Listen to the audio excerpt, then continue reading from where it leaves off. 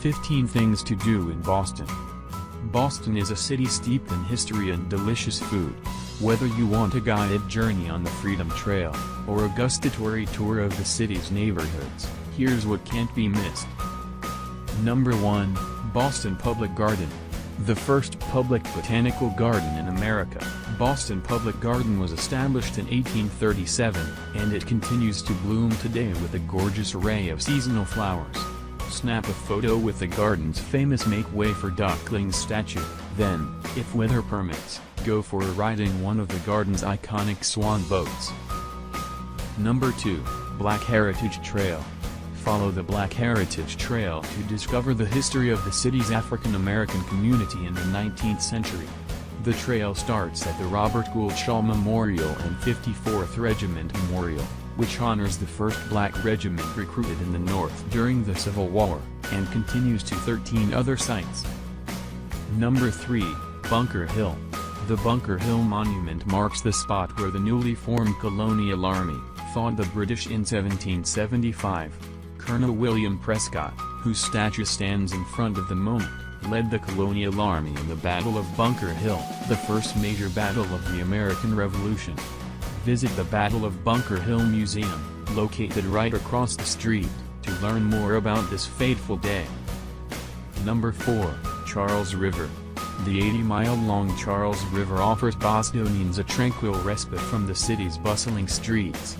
From kayaking and rowing to sailing and even swimming, the Charles keeps the city's residents active. There's also a bike path that runs along the river's shores, for those of you who'd rather stay dry. Number 5, Cheers Restaurant. The original Cheers bar, known as the Bullfinch Pub before Hollywood came calling, is located on Beacon Street, and served as the inspiration for the 1980s sitcom. The Hollywood set was modeled after the interior, and the building served as the stand-in for the exterior shots. Head where everybody knows your name for a burger and a brew. Number 6, Faneuil Hall.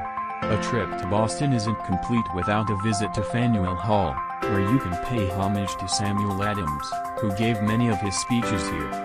This lively marketplace has been serving the city as a meeting hall since 1742, but today its wares are a little more eclectic, offering shopping, dining, street performances, and even pushcarts featuring the work of New England artisans.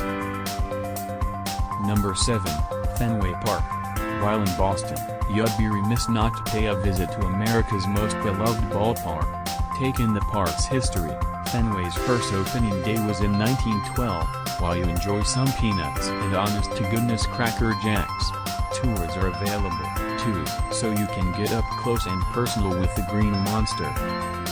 Number 8, Freedom Trail. The Freedom Trail is a 2.5-mile-long red walking path just waiting to be explored. With 16 stops at historic sites, from Old North Church to King's Chapel, the Freedom Trail is a great starting point for visitors who want to see the full array of Boston's history. Just follow the red line to explore it at your own pace, or get the full experience with your very own 18th century guide. Number 9, Harvard Yard. Right across the Charles River in Cambridge, the 22 acres of Harvard Yard sit regally within its 27 gates. The oldest part of the Harvard campus, Harvard Yard is an ideal spot for a little peace and quiet and people watching. Stop by the Peabody Museum of Archaeology and Ethnology, or the Harvard Museum of Natural History for a little Ivy League education. Number 10, Isabella Stewart Gardner Museum. Isabella Stewart Gardner was an art collector in the late 1800s to early 1900s, and she managed to amass a collection of American, Asian and European art that holds its own next to the Museum of Fine Arts, just a short walk away. She established the museum in 1901, creating an intimate, home-like setting for her art. And if your name is Isabella, you're in luck, because your admission is free.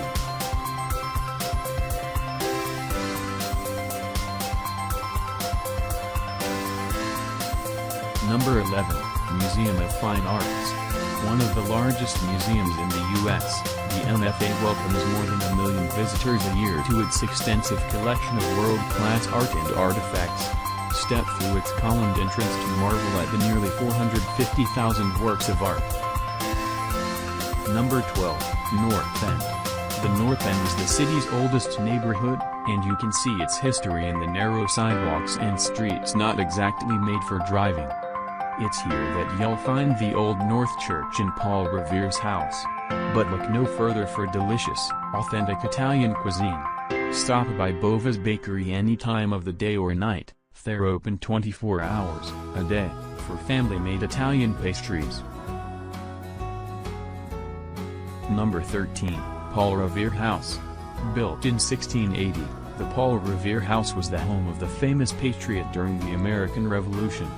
This National Historic Landmark is now a museum that's been restored and preserved to maintain its 17th-century charm.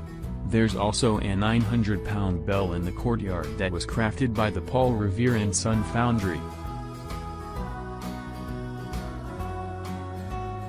Number 14, Samuel Adams Brewery.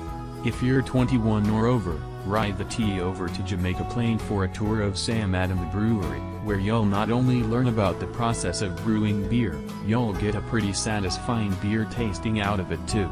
Don't forget to take home your complimentary tasting glass.